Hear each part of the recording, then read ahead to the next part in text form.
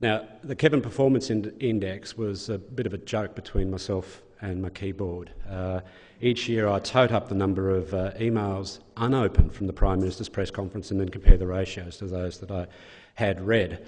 Now, the title for the talk was picked many months ago, a good 2 or 3 months ago, well before what we've just witnessed in the past fortnight, which I think, is the most extraordinary fortnight we've had in federal politics since the previous fortnight.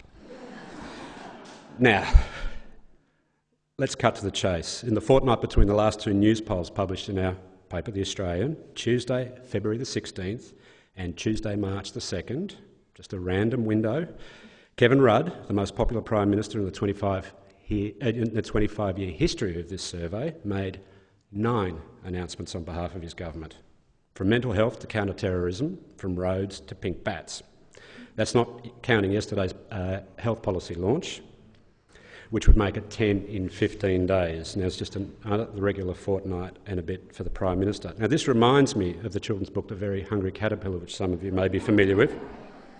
The creature starts life eating one thing a day, but still he is hungry. Then one day he just goes nuts. He gorges on everything in sight until his stomach is ready to explode. 1 chocolate cake, 1 ice cream cone, 1 pickle, and so on. Spooky, really, because he shoves 10 things down his throat on this particular day. Only in our political fairy tale, I think, Kevin Rudd doesn't turn into a butterfly, he morphs into a talk show host. 10 announcements in 15 days. Come on, mate. Fair crack of the whipped cream. What are you trying to do to us? Or if I were asking the question to one of the PM's other personas, now bear with me if I get this wrong, are you sure the folk watching this show have a remote control that can follow your programmatic specificity? At that point, when the KPI was first mooted as the title for this talk, there are only as many Kevins, I think, as there were voters in the country, about 13 million of them. Kevin the nerd, Kevin the bloke, Kevin the dag, Kevin the international man of mystery. All these Kevins had one thing in common. Newspoll loved him, so whoever he wanted to be on the day was okay with the voters. Now, after the fortnight we've just seen, we now have another Kevin, so there's roughly one more of him than there are voters in the country. It's Kevin the contrite, the chap none of us expected to see in our lifetimes. Sorry, he says, I have to work harder. This is the bit, and this is a serious bit, this is the bit where I scratch my head. Politics, to my way of thinking, is Animal Farm in reverse. The downtrodden don't become the despots, the pigs don't turn into humans. Rather, the rulers become no different to their subjects. The leader says, whatever you think. Kevin does this by trying to be every man and woman and by making himself permanently available to the media. But it isn't just about him. My gripe is actually with the era we live in. Governing by blanket coverage is a worldwide trend, and the master was Tony Blair. Now, on leaving politics, Tony Blair gave a speech a couple of years ago to the Press Club in the UK, and a lot of people took this the wrong way. They thought he was just whinging, but it's almost the quote of the era. It won't be the quote of the Australian political year, but it is the quote of the era. When I fought the 1997 election, then as opposition leader, and he was speaking with a vantage point of 10 years, we took an issue a day, Blair said. In 2005, we had to have one in the morning, another for the afternoon, and by the evening the agenda had already moved on. You had to respond to stories also in real time. Now, I don't know about you, but I'm not sure that there are that many issues out there that require a Prime Minister in campaign mode to be doing 3 issues a day. Now, that's the global context. The local context is that this didn't begin with Kevin Rudd, and I think Kevin Rudd's well aware of it. There was a machinery that he inherited on coming to government, which John Howard had begun to perfect on his behalf.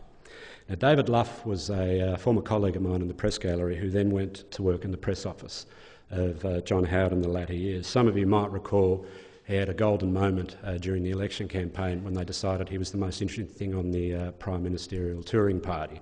And the Today Show decided he was the cutest guy in federal politics, which may or may not be true. But David wrote a terrific opinion piece in 2008, a good 6 months after the coalition had lost office, for the Sunday Telegraph, and he was observing something that was apparent in Kevin Rudd even then, that he was running on too many issues.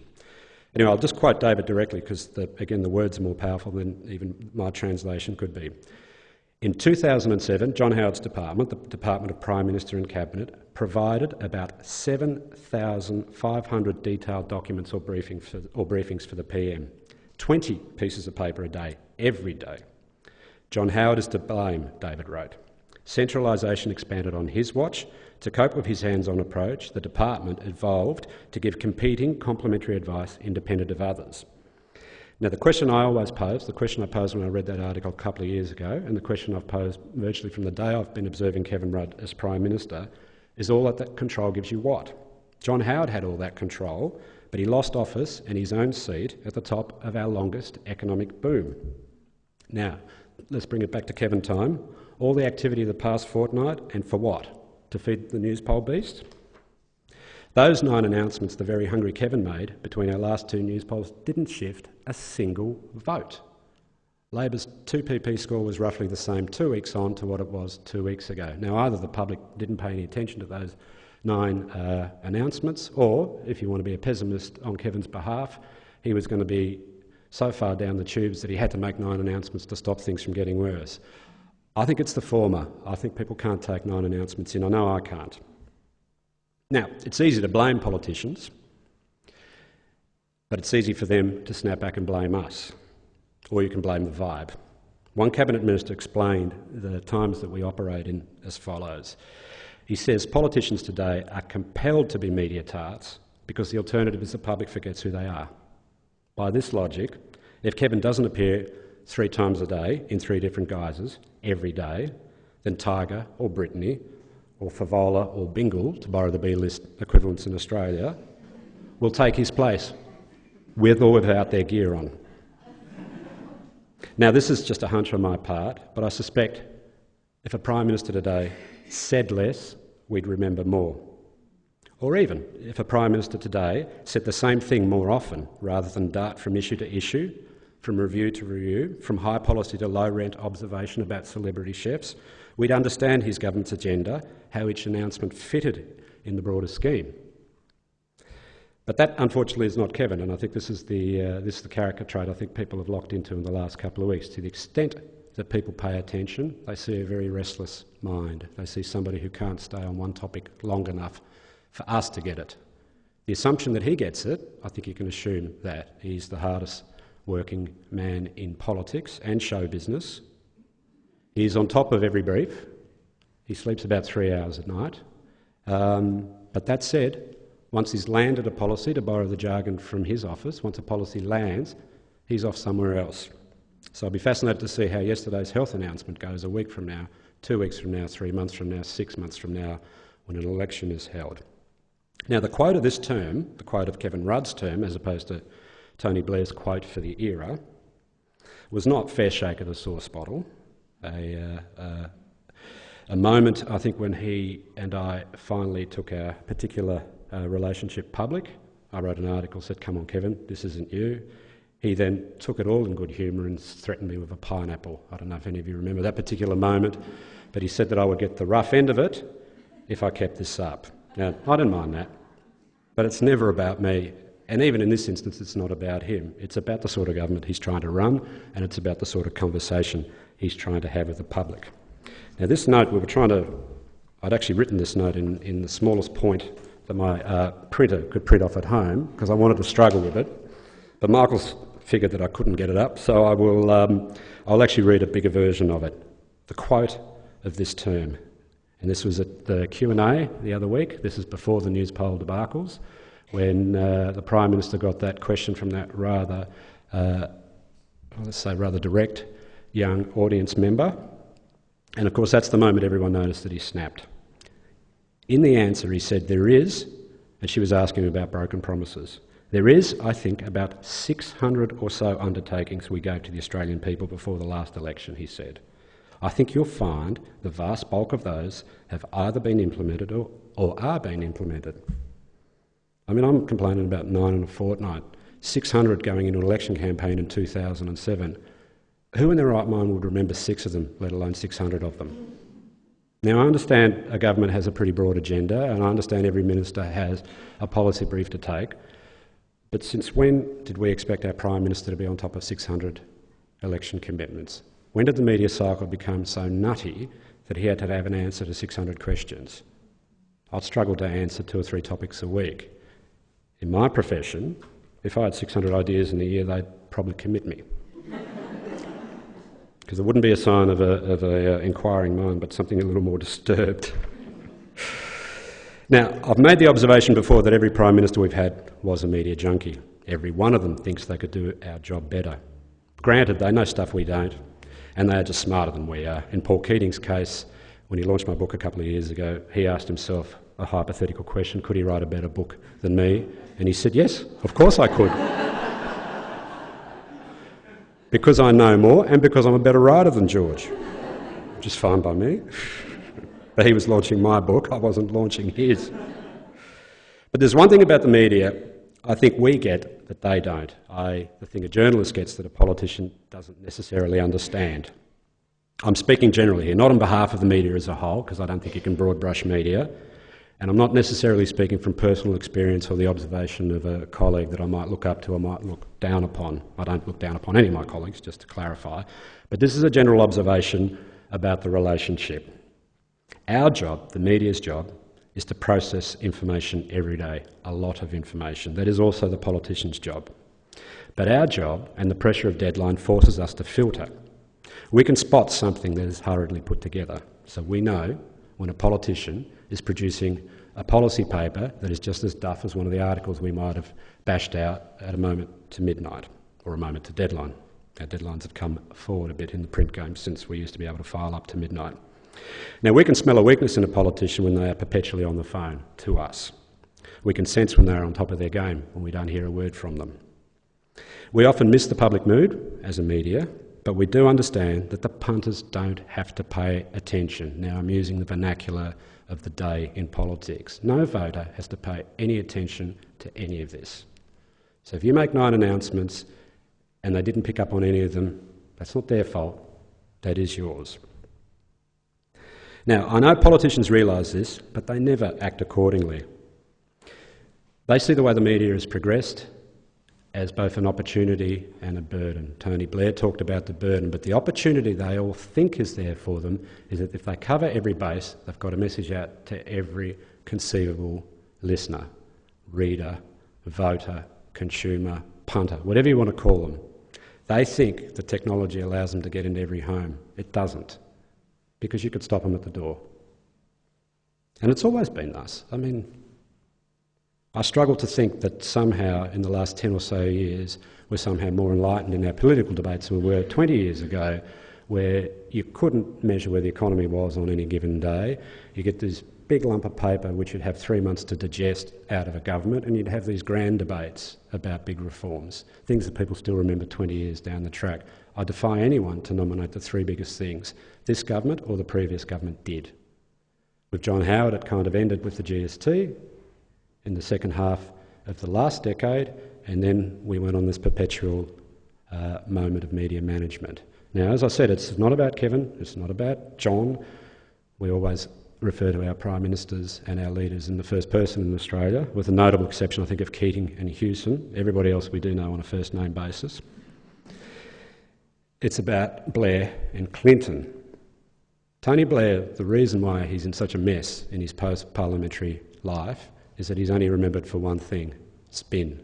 He's not remembered for anything else. They did a lot, and they did manage a country that was doing all right for a little while in terms of GDP and employment and all the other measures that got people excited on any given day. But he's only remembered for spin. And then something big comes along when you've been in power for 10 years that they attach the idea of spin to, which was Iraq. Now, he may have had the best intentions, he may not have sexed up the documents, but people think he spun his way through a war.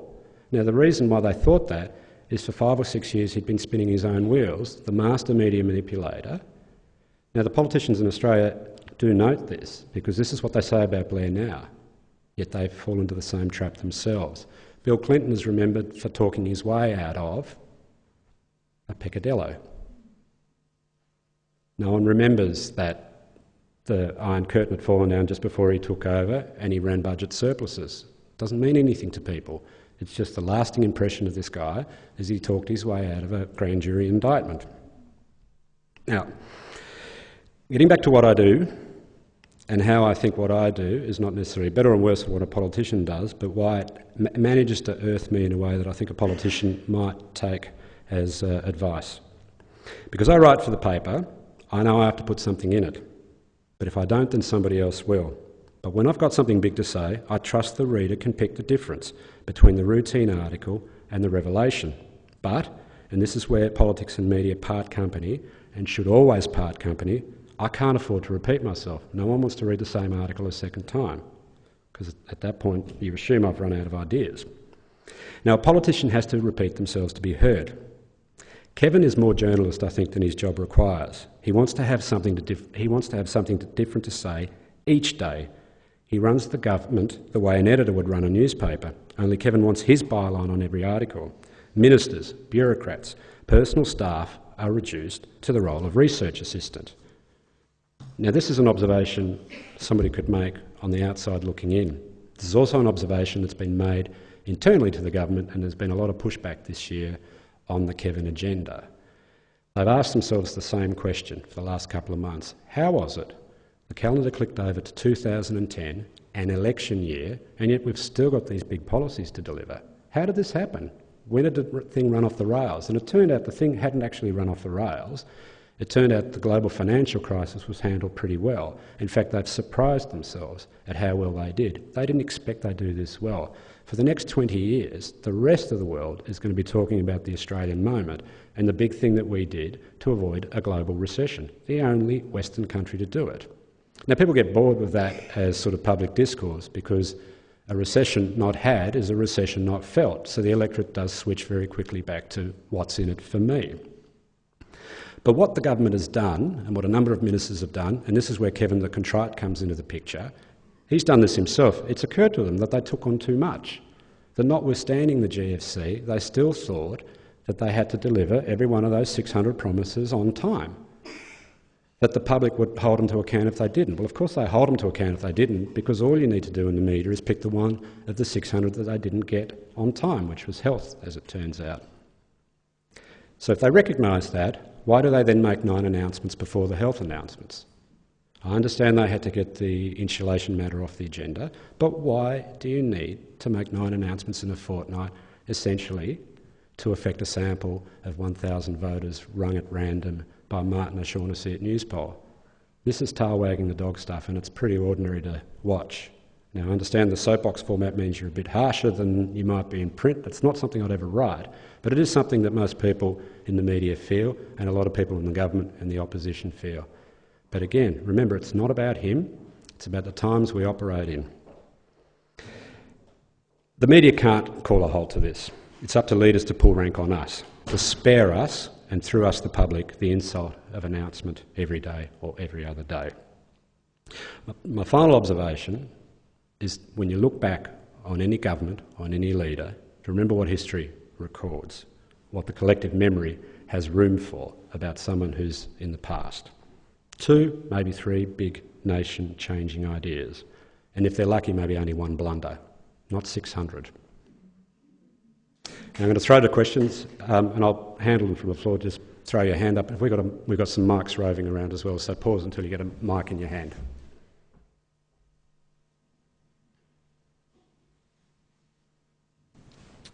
Down here.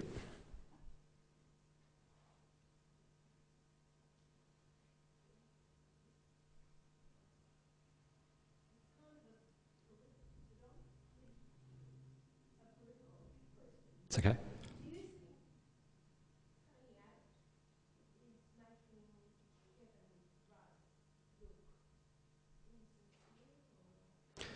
He's making him nervous. I think if Kevin Rudd appears insincere, Kevin Rudd makes Kevin Rudd appear insincere. I don't think an opposition leader can make Kevin Rudd appear insincere. I don't think Tony Abbott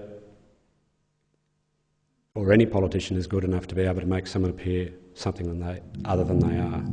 If he appears insincere to you, I don't think he's insincere. I just think he has an overly busy mind, and I think he needs to get some sleep.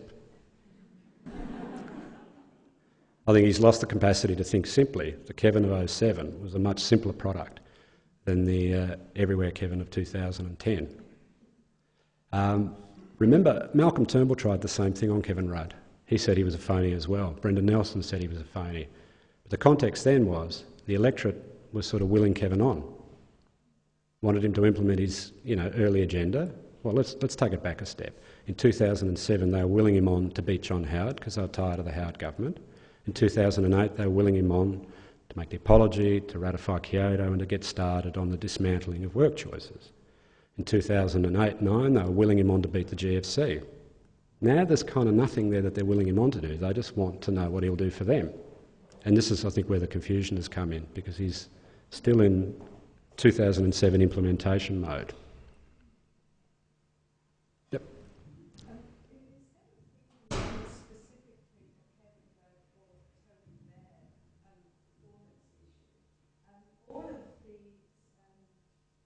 Prime ministers and leaders over the last few decades have been people who have defined very pursuit. Margaret Thatcher was one of them.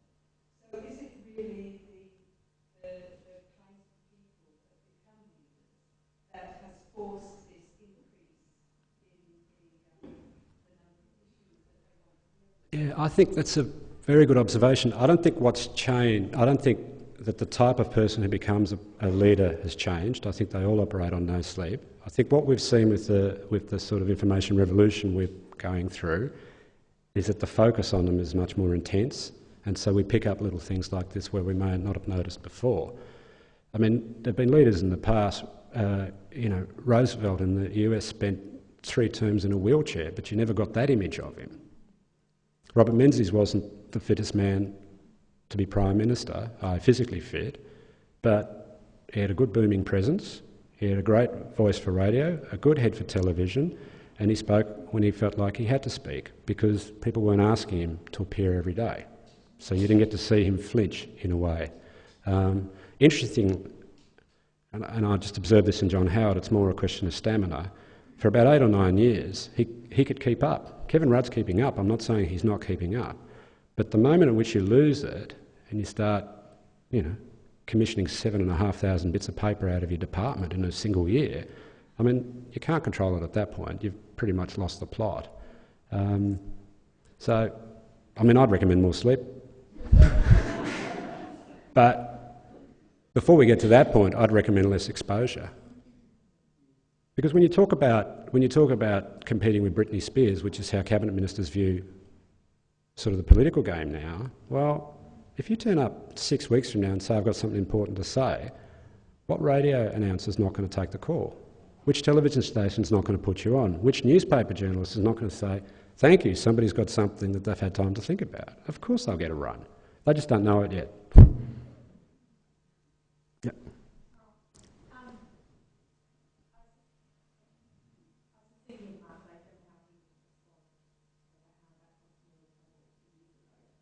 Also the criticism that the right government would do nothing government and now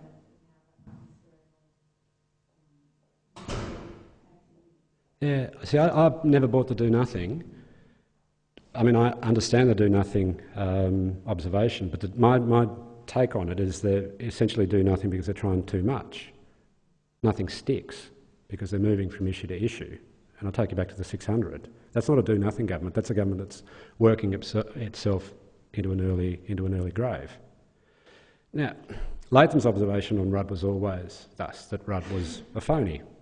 Again, Latham shares the gut call that other people share.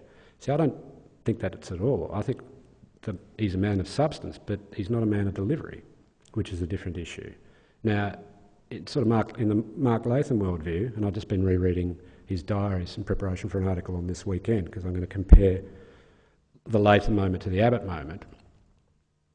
At the 2-week mark in leadership, he wanted to say on stage, after he gave a speech on work and family balance, on work-life balance, and I'm about to implement this thing, I quit, I'm off to play with my kids. This was in February when he was riding high in the news poll in 2004. He never had his heart in it. But that observation is quite a telling observation.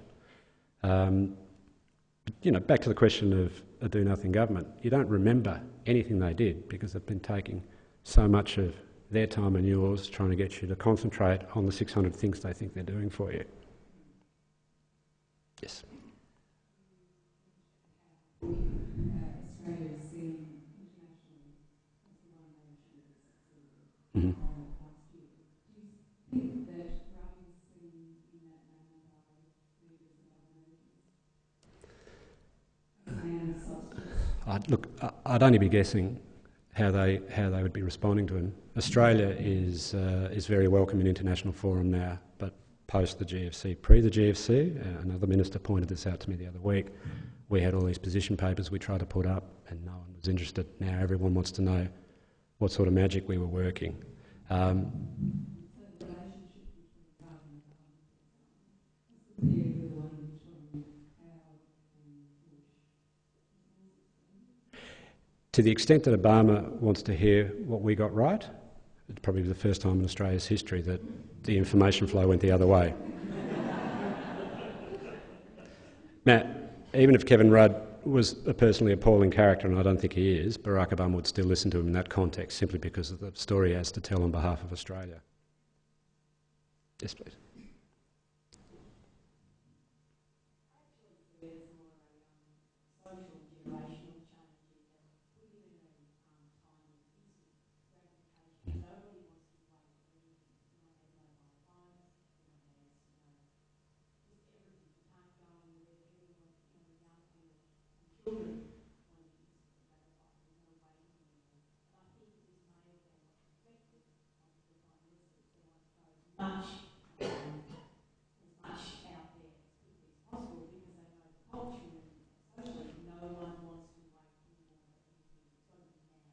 That's true. That's true. I agree. In a sense, the mood of the times is dictating a lot of this stuff. But, and at the moment this is only an off the top of the head response, but leaders should be able to manage these conversations at two levels. They could be ever present, but they can let you know when they switch the voice to something substantial. At the moment we can't distinguish between the substance and just the getting through the media cycle. The thing about the era, the other thing that's interesting is that what Kevin Rudd's been doing does not strike people under 35 as unusual, and Labor hasn't lost a vote in the youth belt from the news polls that I've studied. I mean, if anything, their election vote, their vote amongst younger people might actually be higher than it was going into the 2007 election. So there is method in the madness on one level. How are we going for time? Okay. We might let that... Okay, we'll sneak one more in, and then I'll let Michael send me back to work.